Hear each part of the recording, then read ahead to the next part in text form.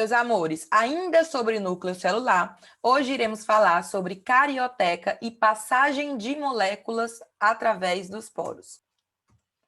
Carioteca ou envoltura nuclear é a capa protetora do núcleo. E como vimos anteriormente nas aulas passadas, ela se encontra formada por duas membranas. Então, nesse desenho, a gente distingue a carioteca, que é essa parte laranja, com uma membrana interna e uma membrana externa, e por definição, a gente fala que ela é a envoltura do núcleo.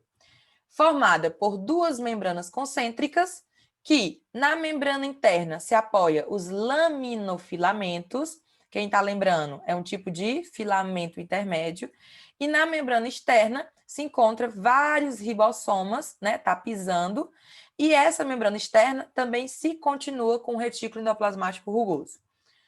Apresenta o complexo de poros, e esse complexo de poros, como já havíamos mencionado, não é uma estrutura simples, é uma estrutura multiproteica, que servem para delimitar quem entra e quem sai do núcleo. Lâmina nuclear, ou também chamada laminofilamentos, é uma série de filamentos intermédios que se apoiam aqui nessa membrana interna. Então, laminofilamentos, que são filamentos intermédios de la carioteca, como funções essenciais, eles proporcionam resistência à carioteca e estabelecem sua forma, cumpre um papel super importante na distribuição da cromatina, e um dado super importante, a fosforilação desses filamentos intermédios faz com que a carioteca se rompa. Por que é importante mencionar isso? Porque esse evento acontece durante a divisão celular. Alguém sabe qual é a fase da divisão celular de uma célula que acontece esse rompimento da carioteca?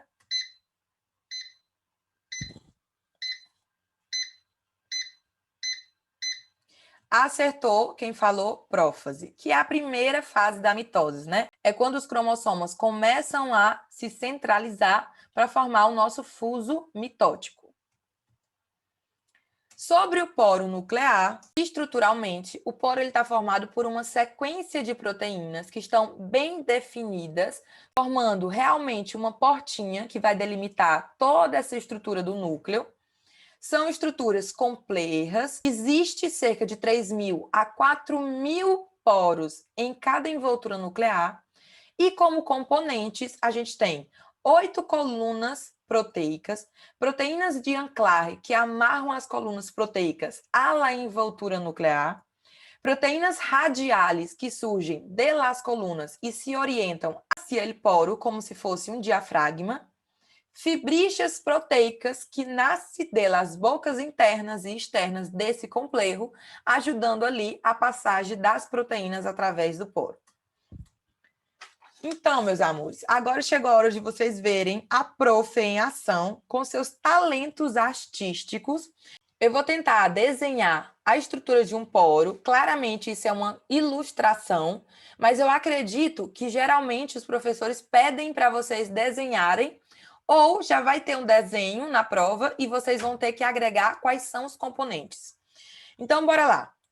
Aqui eu vou colocar uma parte da envoltura, aqui outra parte da envoltura, lembrando sempre que isso aqui é a membrana externa e essa daqui é a membrana interna.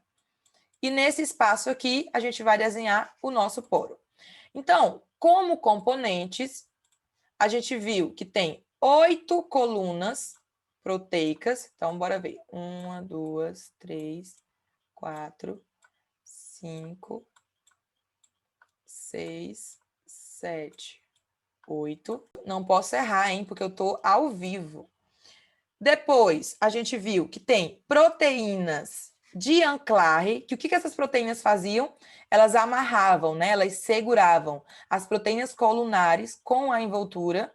Então, aqui, ilustrando essas proteínas de anclaje, eu vou desenhar basicamente esses pauzinhos aqui.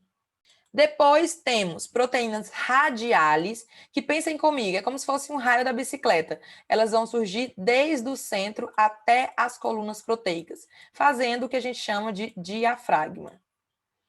E por último, a gente tem as proteínas que servem como fibríceas proteicas, que são desde a parte externa, então a gente faz aqui as fibríceas proteicas, como também na parte interna.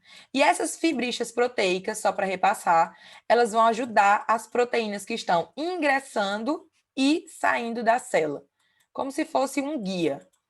Então, agora eu vou colocar nomes, proteínas, bora lá. Proteínas de Anclair, fibríceas proteicas, 8 colunas proteicas e aqui proteínas radiais. Meus amores, preparem o print. Na verdade, eu queria que vocês estivessem aqui comigo desenhando, né? O desenho de vocês, eu espero que fique mais bonitinho, né? Mais conforme, colorido. Mas, basicamente, eu queria ilustrar como que era esse poro. Até para ficar mais fácil para vocês aprenderem os componentes, né? Espero que eu tenha ajudado nessa parte da aula. E agora, seguindo, como se dá, né, a passagem de moléculas por essa estrutura do poro? Então, a gente tem aqui um esquema que eu vou tentar descrever para vocês, mas basicamente existe um mecanismo seletivo, ou seja, não é qualquer proteína que pode ingressar no meu poro ou sair do poro. As proteínas, elas necessitam de um péptido senhal específico que abre o caminho para que elas possam passar. Então, no caso de uma proteína, olhem para cá para o desenho, vou até colocar o sinalzinho. No caso de uma proteína que queira ingressar no meu poro, lembrando que aqui é a parte interna do meu núcleo e aqui é o citosol, né, que é a parte externa. Então, essa proteína que quer ingressar, ela precisa se unir com essa molécula chamada importina. E essa proteína, sim ou sim, tem que estar com um péptido senhal que indique que ela precisa entrar. E essa união faz com que o poro se abra e permita a passagem dessa proteína. Já uma proteína que queira sair do núcleo, ela precisa estar com uma senhal indicando que ela precisa sair, se une com essa molécula chamada exportina, e a união dessas duas moléculas faz com que o poro se abra e permita a saída da proteína. Porém, tem uma coisa que eu não mencionei que é importante, que é os complexos, tanto importina com a carga como a exportina com a carga, utilizam um gradiente chamado RAM-GTP para criar uma direção no seu transporte.